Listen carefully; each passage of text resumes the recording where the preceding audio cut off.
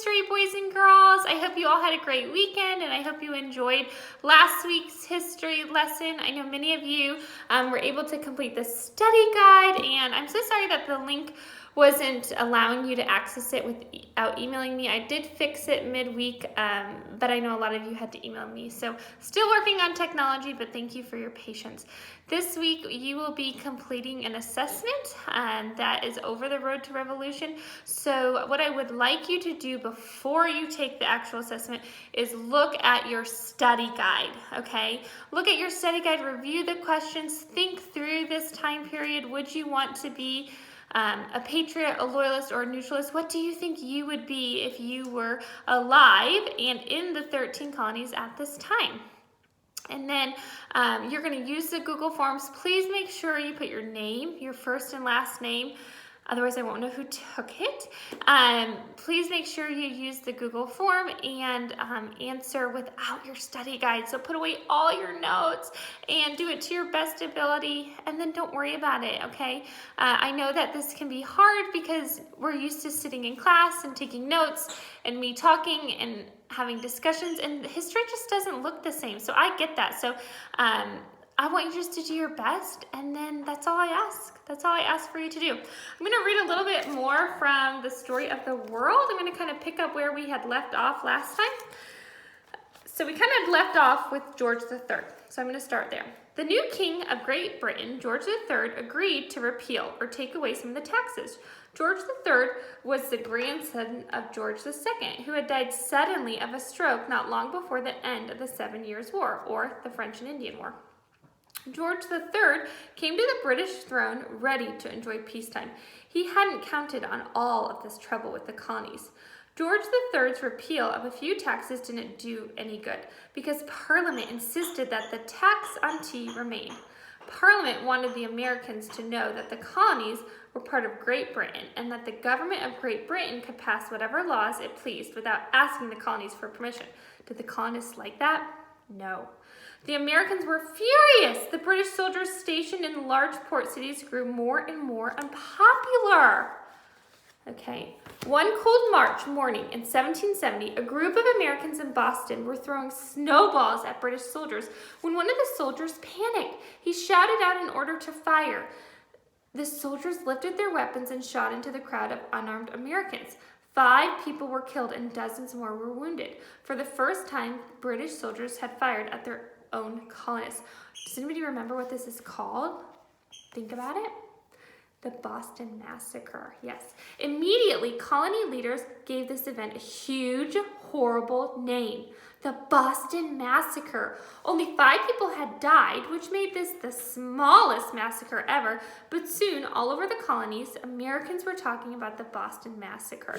Resentment of Parliament grew and grew. American merchants decided to boycott all English tea. They refused to unload cargoes of tea. Tea parties became coffee parties. Farewell to the tea board, one poem written during this time begins. To my cream pot, I now bid adieu. No more shall my teapot so generous be in filling the cups with this tea. For I'll fill it with water and drink out the same before I'll lose liberty, that dearest name. But in Boston, the governor insisted that ships bearing tea be allowed to unload and sell their goods. Can you all hear a Stretch in the background? He has his squeaky toy. I'm so sorry. I'm sure some of you are dealing with noise that you're not used to during school either. So the Americans rebelled. On the evening of December 16th, 1773, 60 men wrapped themselves up in Indian blankets and feather headdresses, marched to the wharf where 3 British tea ships lay at anchor, and dumped 342 chests of tea into Boston Harbor. Parliament was furious at this Boston Tea Party. It passed a series of laws which the colonies called the Intolerable Acts. Remember, we talked about this in class. Intolerable means you can't live with it, okay?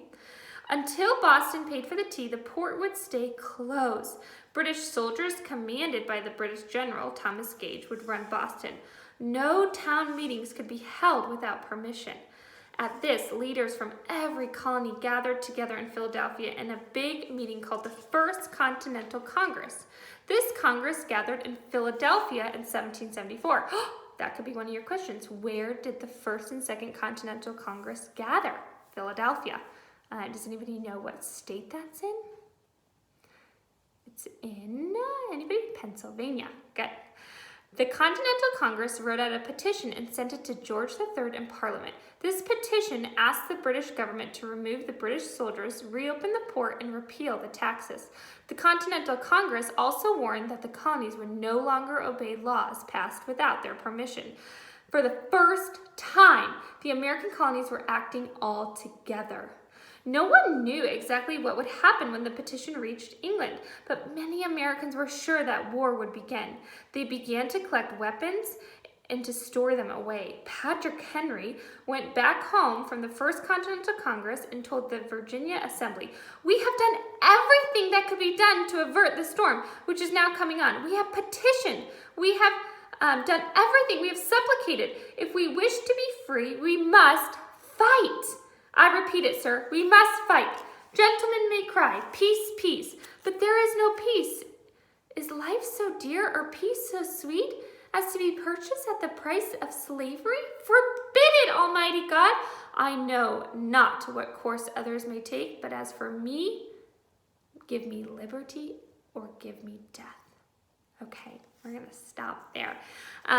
Boys and girls, we are on to the American Revolution, and we kind of know how it ends, but we will talk through the American Revolution starting next week, which is exciting. And I hope you all have such a great week. And I will be praying for your assessment to go well. Please make sure your assessment is done and complete by Friday. And I can't wait to look over how well you did. Remember, we think of assessments as celebrating our knowledge, all the things that God has allowed our beautiful brains to remember.